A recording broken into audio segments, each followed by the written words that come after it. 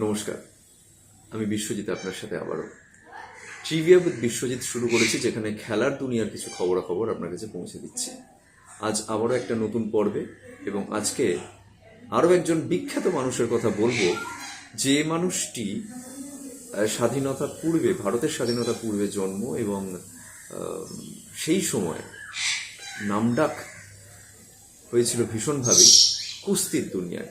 Yes, তিনি আর কেউ নন, gamma Palwan, যার পুরো নাম হচ্ছে গুলাম মোহাম্মদ বখশ বাট। 22শে মে 1878 সালে ওনার জন্ম, এবং ওনার মৃত্যু হয় 23শে মে 1960 সালে। ওনাকে সাধারণত সবাই গ্রেট গামা বা গামা পালওয়ান হিসেবেই ডেকে ডাকতেন, এবং উনি ওই নামে কিন্তু পরিচিত ছিলেন। গামা পালওয়ানের হাইট ছিল 5 ফিট 8 ইঞ্চি, ওয়েট ছিল 110 কেজি, আর উনি দিনে 5000 স্কোয়াটস মারতে পারতেন। স্কোয়াটস বলতে 5000 ওঠবোস উনি করতে পারতেন, আর 3000 পুশ আপ উনি দিতেন। ইয়েস, ঠিক শুনছেন সংখ্যাগুলো, 5000 স্কোয়াট, 3000 পুশ আপ উনি দিতেন, নিজের শরীরকে তাগড়াই রাখার জন্য, একদম পোক্ত রাখার জন্য, যাতে ওনাকে একদম ময়দানে, কুস্তির যে ময়দানে, সেখানে কেউ হারাতে না পারে। এবং এটাও ঘটনা যে ওনার ওই লম্বা একটা ক্যারিয়ার, যেটা প্রায় 52 বছর চলেছিল, ওনাকে কিন্তু কেউ কুস্তির দুনিয়ায় হারাতে পারেননি। এমন একটা বিশ্ব রেকর্ড কিন্তু করেছিলেন গামা পালওয়ান বা দ্য গ্রেট গামা।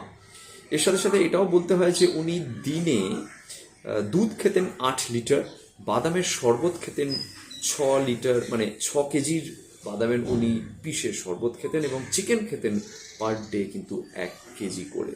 এরকম একটা দারুণ ক্ষমতাবান লোক ছিল গামা পালওয়ান।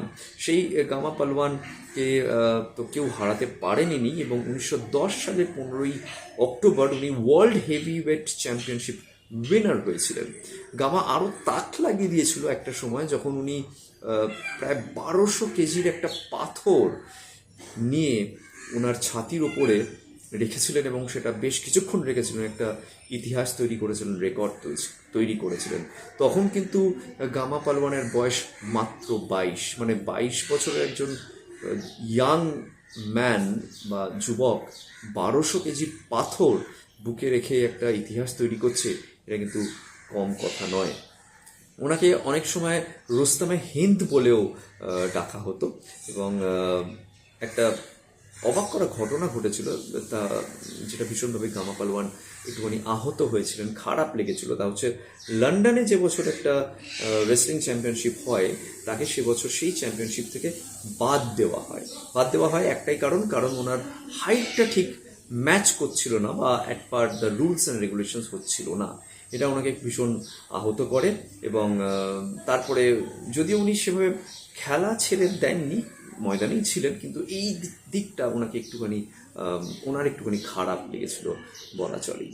ওয়েল, গামা পালওয়ানের জার্নিটা কিন্তু মাত্র 10 বছর বয়স থেকে শুরু হয়। 1888 সালে উনি যোধপুরে প্রথম রেসলিং চ্যাম্পিয়নশিপে পার্টিসিপেট করে, যেখানে 400 জন পার্টিসিপেন্টস ছিলেন, কিন্তু কেউ তাকে হারাতে পারেনি, এবং অত কম বয়সে উনি স্বীকৃত হন, উনি চ্যাম্পিয়ন হন। খেলার দুনিয়ার খবরাখবর আপনার কাছে পৌঁছতে থাকবো ট্রিভিয়া উইথ বিশ্বজিৎ এই নতুন পর্বে।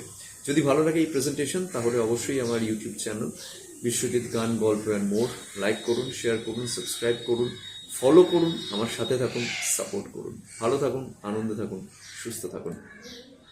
নমস্কার।